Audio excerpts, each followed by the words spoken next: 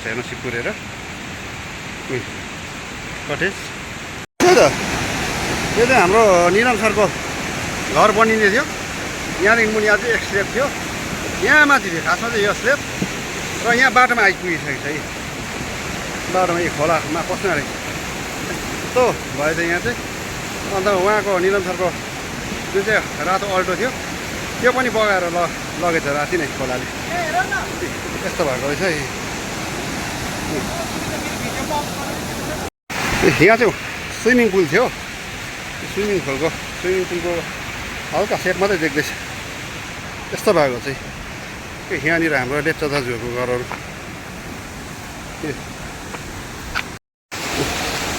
के चाहिँ याक्थुङमा होमस्टे हाम्रो सञ्जय दाजु। यस्तो भएछ है। है त भाइ यहाँ छ आमामा है। ओइ है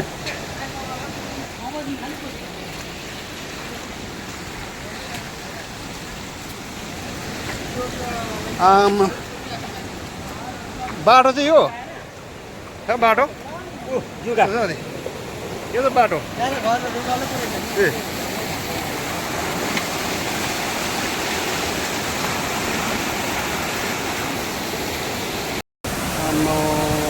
सयबेरी थियो यहाँनिर, केही छैन, पार्क थियो केही छैन, पुल तोडिरहेको रहेछ।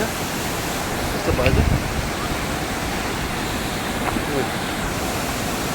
पुलको चाहिँ खम्बा मात्रै रहेछ,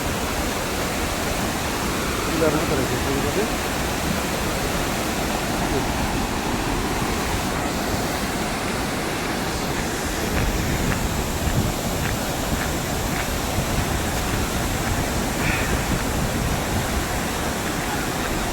यस्तो रहेछ हाम्रो चाहिँ।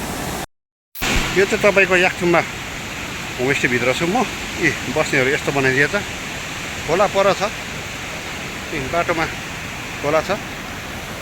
यो चाहिँ साङ्मा खोलाबाट आएको याक्थुङमा होमस्टे कटेज। एकदमै मायालाग्दो भएको छ हेर्नु सिपुरेर कटेज। एकदमै डरलाग्दो यस्तो पाराले पुरेको छ। कोही भित्रदेखि उता जानै सक्दैन, खोला छ त्यस्तो खालको।